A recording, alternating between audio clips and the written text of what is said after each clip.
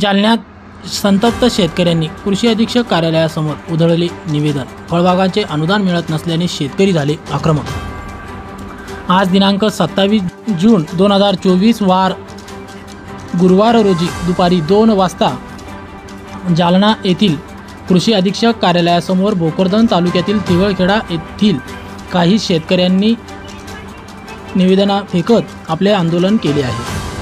याविषयी सविस्तर माहिती अशी की या शेतकऱ्यांनी सन 2019 मध्ये रोजगार हमी योजनेअंतर्गत फळबागांची लागवड आपल्या शेतशिवारात केली होती।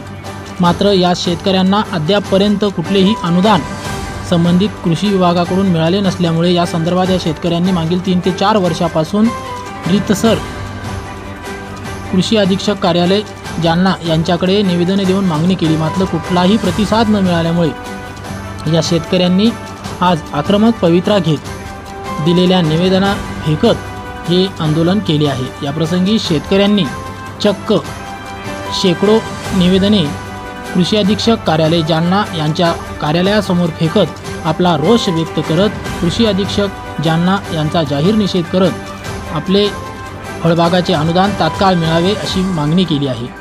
याप्रसंगी थिगळखेडा येथील शेतकरी सुदाम गाडेकर यांच्यासह शेतकरी उपस्थित होते। वारंवार निवेदनाची दखल घेणाऱ्या जिल्हा कृषी